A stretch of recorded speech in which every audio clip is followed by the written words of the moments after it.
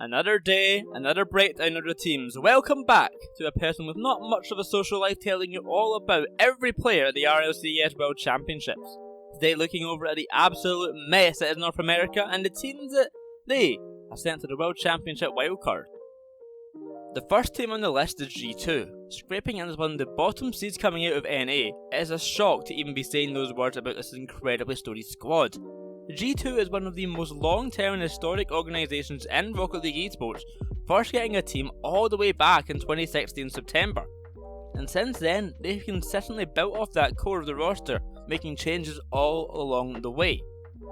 G2 back in the early years were a part of the Big Three of North America, the three teams who would win everything over in NA, and they have been able to stay consistently at the top, a true testament to their skill and longevity. They were often known for not being able to win an RLCS event, but when it came around to the Winter Major last year, they were finally able to win, beating Moist Esports. They did go back to their second place ways shortly after getting second to BDS at the World Championship, but hey, at least they won one. And this season, however, although staying consistently towards the top, they were never able to do anything spectacular.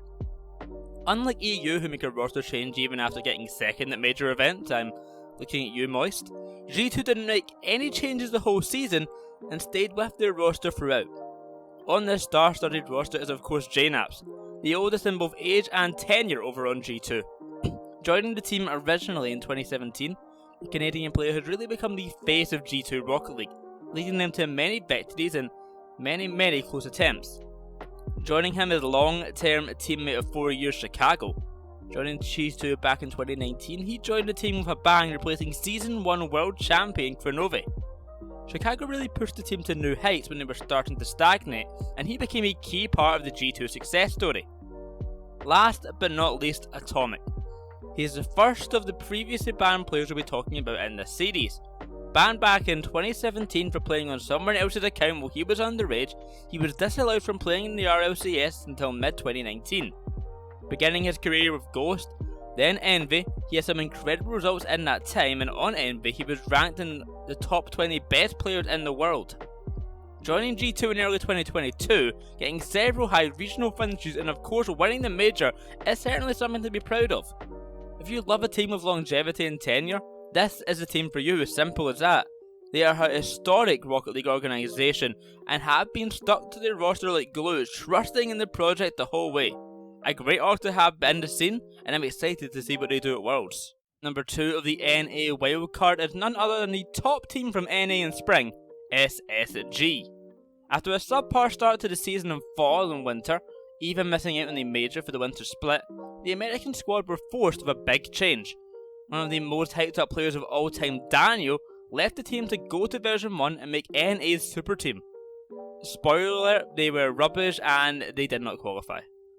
They were left with an open slot and had to take a chance on someone. A player who was probably in his prime originally back in 2019, he joined SSG and elevated them to new heights in the season. Although never winning a regional event, they were able to do something no NA team could do that split: be consistent. Topping the spring split standings, they made it to the major. Although looking good heading into the major, they were finished at an average level for the NA teams at this event, which to be blunt was absolutely terrible.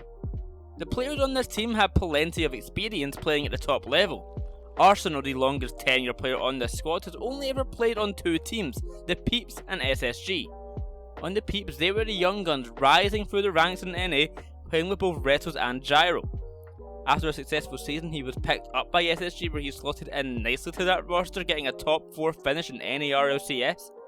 Staying consistent with that, he also got second behind G2 in Season 9.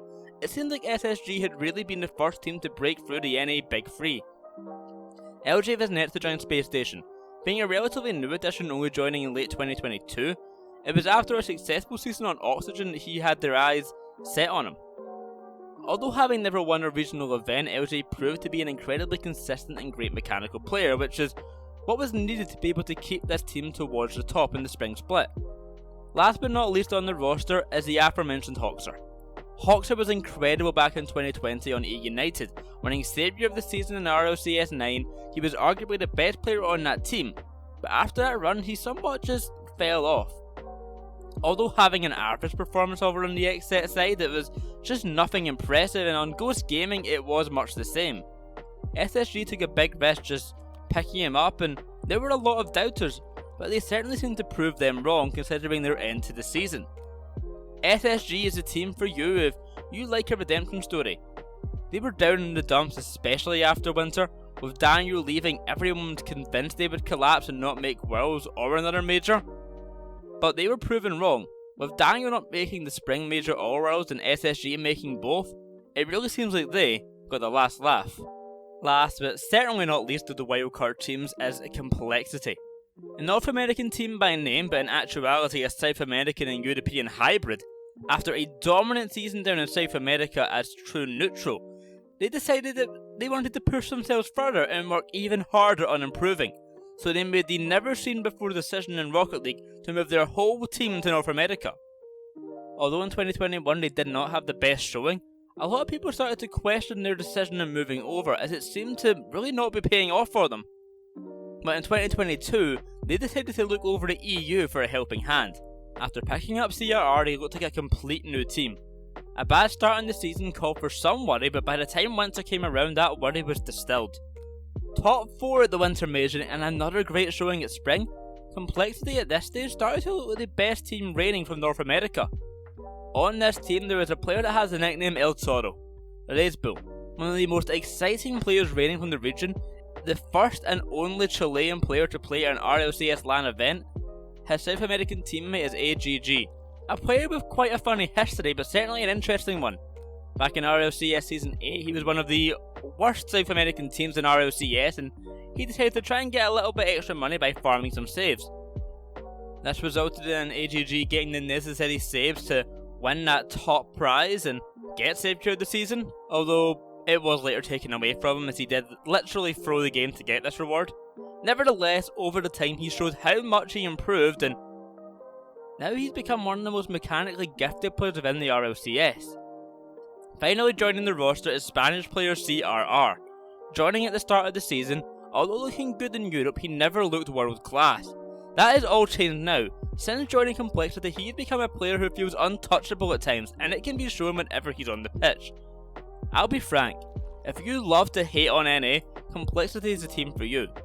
This team is really the antithesis of North America, having an Argentinian, a Chilean and a Spaniard on that roster. If you need an NA team to support and you're from Europe, I highly recommend Compexity.